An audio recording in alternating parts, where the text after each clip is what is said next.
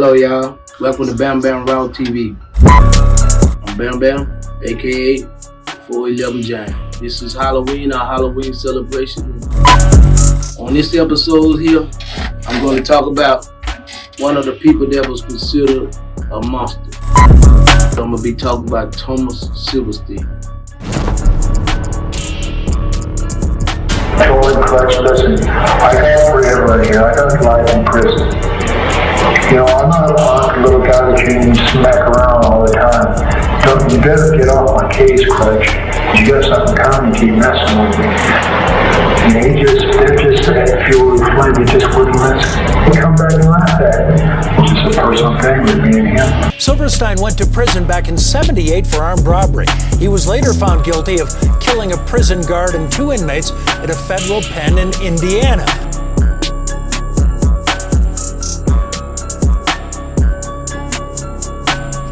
An inmate held in solitary confinement for 35 years, longer than any other federal prisoner, has died.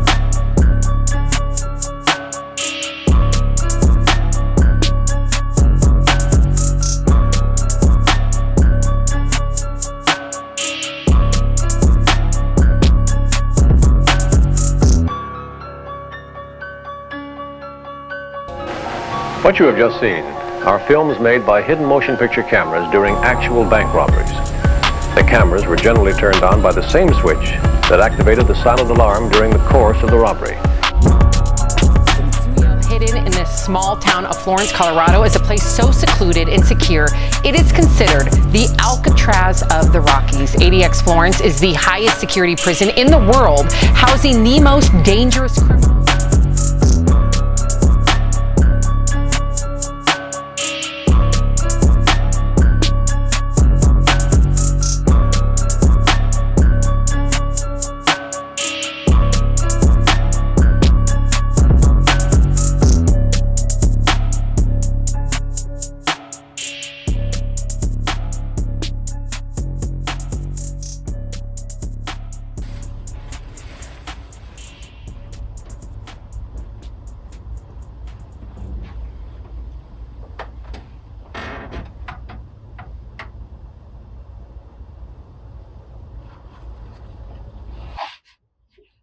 Hello, y'all. Welcome to Bamm Raw TV. I'm Bamm, aka 411 Giant. This is Halloween, our Halloween celebration. It's our Halloween series.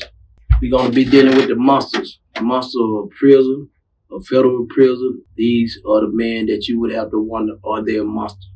On this episode here, I'm going to talk about one of the people that was considered a monster. Considered the most dangerous man in the federal penitentiary. Or some people say in America. I'm going to be talking about Thomas Silverstein. Thomas Silverstein was an Aryan brother who was locked up in federal penitentiary. In fact, he's the longest man to ever been held in isolation. They actually built $1 million cell just to hold him. Now, I got the record as being the longest man to be held in restraints, chains. Thomas Silverstein, one of the longest men ever to be held in solitary confinement.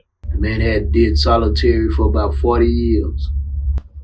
I met him at Leavenworth, and I also met him at ADX. Lingering in the shadows of Colorado's Rocky Mountains lies the country's only federal supermax prison. ADX Florence is closed off to the rest of the world. On the outside, armed security guards, gun towers, and cameras. On the inside, pure isolation.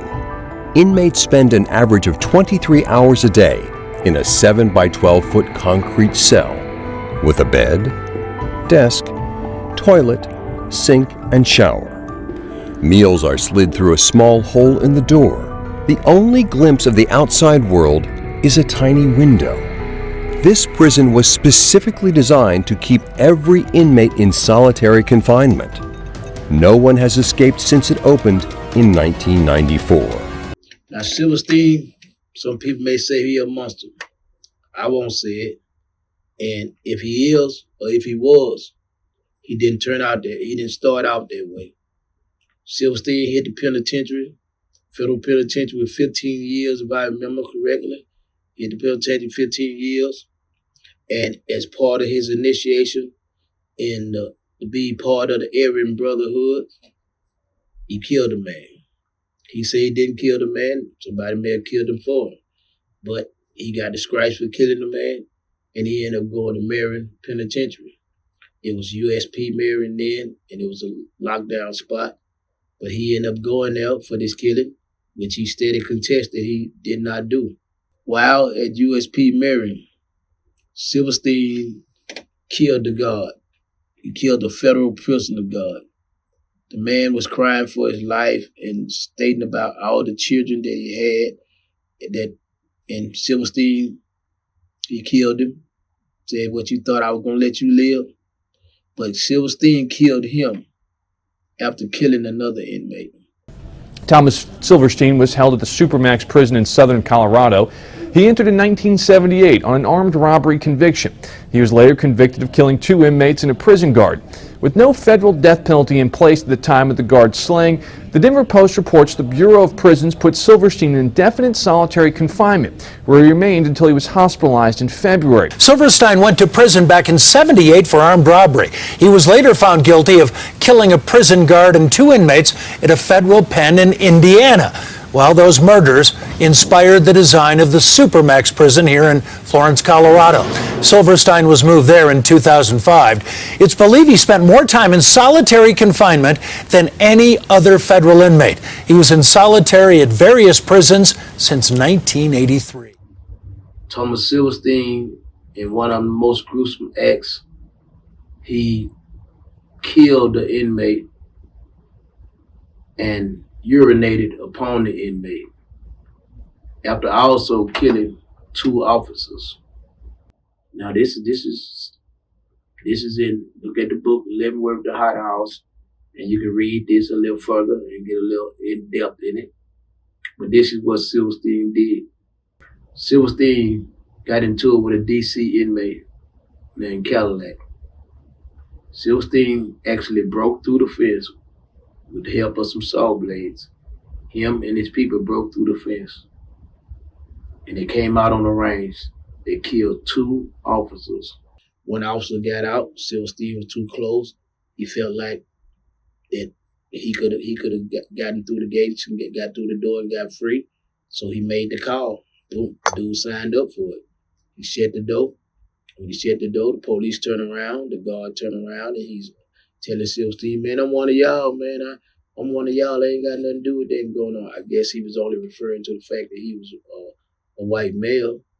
And he said, "I'm one of y'all. What's going on?" Silverstein reportedly said to tell him, "I was down there with Cadillac's actual son."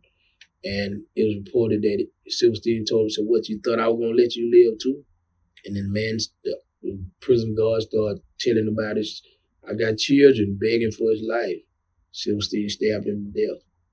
After stabbing him to death, he goes back and he finished up on the Cadillac, the black inmate he has already killed. And they killed Cadillac, a DC black inmate. He killed Cadillac, stabbed him to death, and then pissed on him, urinated on him. Then, to add insult to injury, he began to drag them back and forth in front of his homeboy's cell. That started getting him notoriety, and that started creating hatred toward him by the DC guys. And so, I mean, everybody, all the DC guys, everybody was waiting for the opportunity to try to revenge what happened to Cadillac. While he was at Marion, that's when stuff started taking a turn for the change, because now you connected with the Aryan Brotherhood. So a lot is expected out of you. And Silverstein and this black guy, Cadillac from DC, kept having words back and forth over different opinions and other things. So they got going back and forth. So Silverstein, they would come out, the police would take us to wreck down there. So when you come to certain ranges, you come out and you cuffed up, and the police escort you to wreck. Escort you to wreck, but they also escort you to the shower like that and unhandcuff you when you get in the shower and let you take care of your showering needs. Now, in that particular range, which was shoe range, Silverstein and Cadillac were steady beefing back and forth over something they didn't like or the treatment of Cadillac towards some of his people. So after they were going back and forth, Cadillac was dangerous, just as dangerous as Silverstein is, from what I know. So what Silverstein did, he had all his Aryan brothers who used to wreck with him. They cut holes through the fences, each one of them in a separate wreck cage, and they cut holes through the wreck cage, and they left them slightly connected, and they took Comet and they took toothpaste, items we're not allowed to have no more Comet in the federal system. But they took this powdery substance and mixed it with this toothpaste and made like a semi-welding. So you could not see that the gate had been cut. And all of them gates were cut. Cadillac come out and the police is escorting Cadillac to the shower. So while they escorting him to the shower, Silverstein AB brothers come through their hole. Each one of them come through their hole to come into the cage where Silverstein is in. And Silverstein had already started cutting on the hole to get out onto the range. Silverstein and all his AB brothers, they come out on the range. Silverstein stabbed Cadillac to death. Police running out there, both of the police running off the tier. One get out, one don't make it. And Silverstein's life don't stop there. After being held down there, after the incident in which Silverstein killed the prison guard, they didn't care about him killing the convict, but after he killed the prison guard, they turned Marion into a lockdown facility. Not just USP, but a lockdown facility. And it became like it was the Supermax before ADX was built. And during his time there, but Silverstein was sent and put in a special cell. They had a cell made for Silverstein down in Leavenworth, USP Leavenworth. That's where I met him at. That's where I talked to him at, and that's where I met him at. Silverstein had a special cell built in the back of A range of the hole. We used to hold what you consider the SHU special housing unit where you go when you're violated. So now, while we were back there, we used to watch him when they locked down the yard. When they locked down the yard, they would bring him out and take him back and forth to the doctor, move him out that cell. He had like 4 guards with him. They would have him in a chair strapped to a chair, and they would have like a helmet thing over his head and everything like that, and his head would be strapped back, and we could see him roll him out to the medical or wherever they were going to take him, and then they bring him back, and they lock down, no movement and all that. So, and he did, I don't know exactly how many years there, but he did quite a few years there until ADX was built. Then he finally got a stationary home. But during his travels, during his circuit, Silverstein ended up at Atlanta, was in the Atlanta ride. In the Atlanta ride, Atlanta Federal Penitentiary, USP ride, happened because the Cuban who was being sent over here felt like, hey, we got no people over here, we got nothing. So we should get some kind of stipend or something to help us live and exist, take care of our hygiene, take care of our mental needs and stuff like that. And so they bucked about it. So while they bucking, they call it the Atlanta ride. The police come down there, the federal government, all of them, the military. They told them, you go get Silverstein, bring Silverstein to us, or there's no negotiation. We coming in there shooting everything. So now y'all got a choice. You want to negotiate? Bring us Silverstein. The Cubans went surrounded, about 20 of them, surrounded Silverstein with knives, and they rolled him up in the carpet. And they rolled him up in the carpet. They gave him to the federal government. They gave him to the police, to the officers. And Silverstein was just looking for a way out. He wasn't looking, but they were scared that Silverstein may take revenge against some of the officers. So it was primary to get him out there. And from that point on, we started the care package that they used to get because they didn't know no one over here. They didn't have nobody to send them anything, so they was allotted a certain amount of tobacco and batteries for their radios and a radio when they came there, because they was distant people from their country. So now, Silverstein, they make a special sale for him in USP Leavenworth. This sale is reported to have cost $1 million. And it kept him, that's where they kept him. He had no human contact, no nothing. They kept him in that cell, and he comes out, and like I said again, he used to be in a chair. When he was going to medical, going anywhere, they used to have him strapped down in like a wheelchair, but it was a restraint chair. His head would be strapped back, he'd have helmet on it, he'd be strapped down, and we'd be peeping out the window, we'd be locked down, and we could see him moving him somewhere, because we know when an unexpected lockdown happened like that, it's a good chance they moving him. And a lot of Aryan brothers used to be peeping out there just to get a chance to have a glimpse of him. Because now he had become their leader. He had become the example they trying to be. He had become the person they look up to. So his name was ringing. You say Thomas, if you read a lot of books when they speak about the Aryan brothers, they'll say, hey, I talked to Thomas in penitentiary. They talking about him. He said there, after that, being put in that cell for so long, now ADX was built. When ADX was built, they felt like they could have him in a less restricted environment, because now they had a place for a lot of more other people who were just as dangerous and just as bad as him. So Silverstein was sent to ADX. When he was sent to ADX, Silverstein options were limited. So I guess I ain't gonna say his reign in, because they still loved him, and they looked up to him, and when I last seen him, we was locked up. He was locked up for having a knife, and I was locked up for assault in the ADX.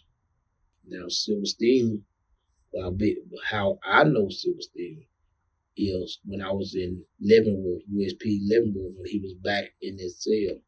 When he's back in that $1 million cell, all alone by himself, Silverstein needed to use the phone. His phone is connected to our phone on A-Range. So he needed to use that phone. And so he got on the phone, and one of the homeboys, he was not from Louisiana, but I used a homeboy because I was cool with his homeboy. He's from Ohio, and his name was J-Rock. And J-Rock said, hey man, I got this son going Silverstein on his phone, man. He said, hey man, I need to make my phone call. And so he told the police, I said, well, man, call the police and tell the police, man, you can't make your call right now because the man, I said, what he doing? He said, the man trying to put some money on the phone. Ain't that the dude that killed a black dude? I said, okay, ain't going on. So I said, so call the police and tell the police, man, set you up another time or whatever, man, to see what's going on. Why is his phone is connected with y'all and what's going on? So he called the police on the range, the guard come on the range. And so the guard said, oh, fuck him. He ain't got nothing coming. I don't give a shit if he never used the phone. You gonna make your call. And I said, then that's when I hollered down. I said, hey, listen, J-Rock, you don't do nothing for no police against no convict. I said, let that man put that money on his phone. He said he need to put on, you don't know what he need to do, let him put that phone. I don't give a damn what he did. Don't do it for the police. You killed a black guy, you killed the police too. You don't do no police work. I said, and so J-Rock like, all right, big homie. So he let him use the phone. He's Bamm, he told him so. Bamm told me he gonna let you use the phone. And so boom, he hung it up. Now, later on, I go out the hole. When I go out the hole, everybody said, hey man, how they get word to it, all the ABs are coming up to me saying, oh man, we appreciate you doing that for Thomas. We appreciate you doing this here, man, because he said, so how you doing? What's going on? I said, man, I didn't talk to him. I said, I didn't talk to him, man. I just did what was right by the situation, which is why my homeboy said right now, when you go anywhere in the Fed and you mention my name, Aryan brothers, all different groups, has the same amount of respect for me. And so as it go on, I saw the dudes was white boys were coming up to me from everywhere, like, man, what his voice sound like? What he said to you? What's going on? So now to show you how things make a turn, I go back, I get locked up again. And I get locked up and I'm in the shoe again, which I stayed locked up. Now this time, I'm trying to call my wife because I need her to get some money to me. And so I'm trying to call my number one, my first wife, and I'm trying to call her. And now here it is. Here you go again, needing you the phone. And I'm like, man, I'm saying in my mind, man, I need to get this call through because if I don't get this call through, my money ain't gonna make it in time enough for me to make store. So now I'm looking at, do I do the same thing that I asked my people to do? Do I do the right thing in this situation? If this man here, I can go out on the compound and have somebody call my wife for me when I get out there. So I don't know what is he going through. And I had to do the same thing that I had asked another homeboy to do. I told him, I said, listen here, man, it's Bamm, man. I'm the one dude talking about spoke up last time. Oh, okay. I said, you know I'm black, don't you? He said, all right, man. He said, I ain't got no problem with that. He said, I just want to use this phone, man. I said, all right then, man. I'm going to let you use this phone, man. So let him use the phone. So now that was the last that I had heard of and knew about him other than the people who tell me. So now when I go to ADX, I find myself after a couple of confrontations down there with the guards and getting teamed, I find myself considered unmanageable, so I was put on the SAM units. SAM unit meaning that we had to be behind two doors at all times. We could not have access to certain things the other inmates could have down there because they considered us dangerous enough to use anything from newspapers to cards and make knives out of them. So we had to be behind two doors at all times, so they would never give us the opportunity to go to the units where there was only one door. And Silverstein was on that same status too. So we was on there for a while before I was on the range with him about 6 months before I ended up getting into it with officer and teaming. And they ended up putting me in the holding on another range. But during that time while I was on the range with him, matter of fact, it's the range that they now got El Chapo on. It was E range. And we were down at the bottom on E1, but then we was at the bottom of E, and Silverstein come out the wreck. When he come out the wreck, I see him come out the wreck. I see the tall dude. I recognize him from the pictures and going on. I never seen him prior to us. We had talked on the phone, but we had never actually seen each other. So I signed. We had no sign language down there and everything. So I signed to him that I said you Silverstein. And once I said you Silverstein, and he just looked at me like that, I said, and I told him I was the one, I'm Bamm, and I was the one who let you, got the dude to let you use the phone and let you use the phone like that. And so he said, oh yeah, I remember down there. He said, yeah, I've been here. So he like base sign back and forth. He said, yeah, I've been hearing about you, man. I've been hearing your name here. Yeah, I've been hearing solid stuff about you, blase. So we going back and forth with signing going on. And then he stopped me for a minute because he was trying to get some paintings of cards that he had made to a guy down the range. And the guy had throw this line with a piece of soap on it. You throw your line, a little piece of screen that you make, and you throw it down there, and he hooked him up. So when he was doing it, I seen him, man. It was some darn good artwork. So I asked him, I say, man, I'm looking at that time, I'm thinking that, hey, he ain't gonna sell it to no black guy because a real Aryan brother, they very standoffish of certain things about helping the black more than they need to. So when I seen it, I said, man, you made them cards. I signed to him, said, man, you made them cards. He said, yeah. I said, what, you sell them? And I said, yeah, I like them. I said, man, I like what you want. And then he said, a book. I said, a book? Book of stamps? I'm looking at this work. I said, now that was the question. I said, will you sell me one? I said, I'd like to buy two of them. He said, yeah, well, tell me, give me an idea of your design. I said, okay, I'm going to throw my line and I'll write what name I want on it and this and that, which was my wife's name and a friend of mine's name. So I throw him the line and boom, I send him 2 books up front. Give him a chance to beat me if he want to, whatever. He got him.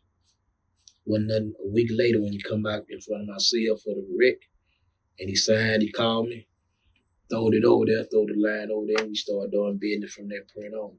You know what I'm saying? And that's when he had told me that he had changed his religion to being a Buddhist. And I said, Buddhist? You know, I'm like, you know, I know anybody can change. I'm like, how the hell you, all these people you done killed and stuff you did, I'm saying in my mind, and you gonna turn to a Buddhist? But he had a glow about him and everything. But that's a lot of ABs and a lot of people who had looked up to him and for being racist and Aryan brothers. They were very angry about this, you know, transformation that he had made, whatever you want to call it. So they like, well, they're gonna kill him if they get next to him. They're gonna do this and that. I don't think they were gonna do it. I don't think they were gonna be able to do it if they wanted to do it, because he stood on his business and he was about his business. But it sounded good to them saying it, you know. And I was down there. I left him.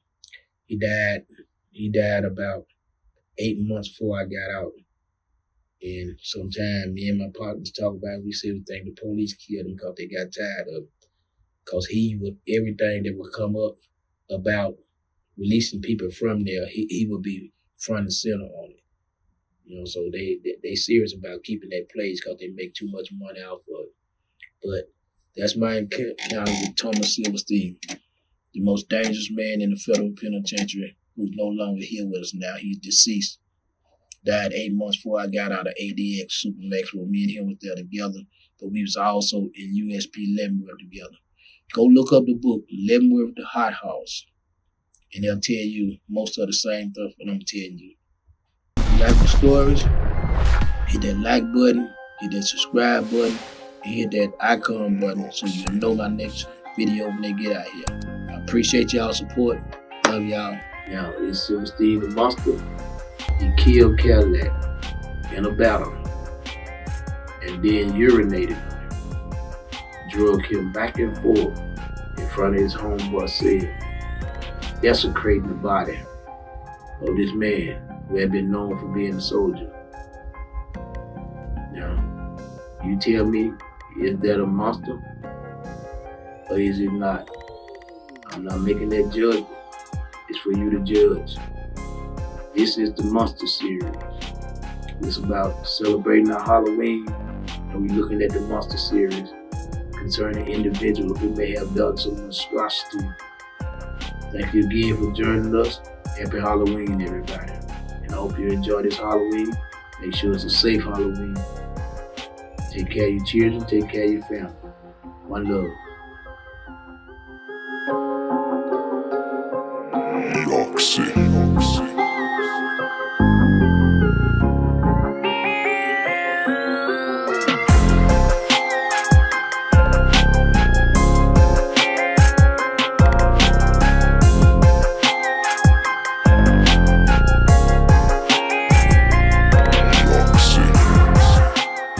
Of the 400 inmates, one was considered the most dangerous.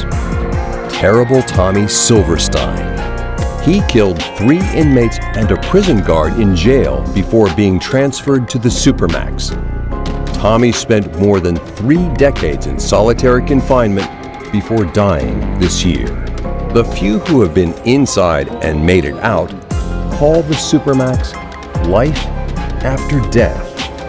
Others say it's a clean version of hell.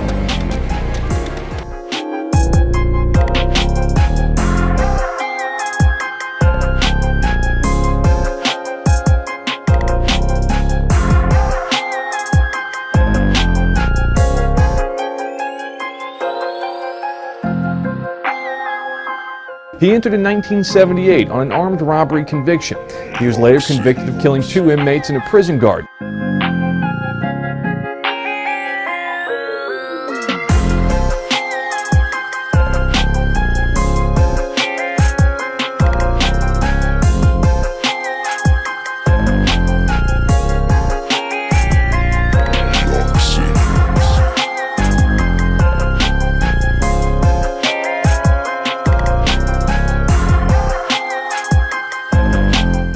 Well, those murders inspired the design of the Supermax prison here in Florence, Colorado. Silverstein was moved there in 2005. It's believed he spent more time in solitary confinement than any other federal inmate. He was in solitary at various prisons since 1983.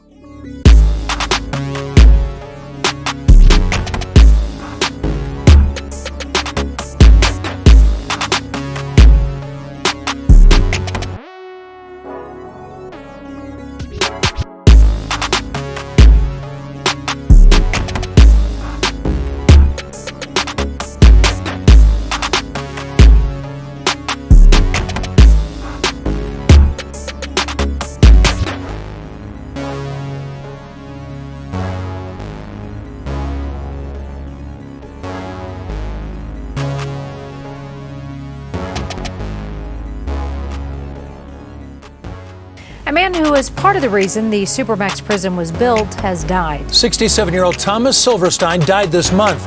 He was in intensive care following a surgery earlier this year.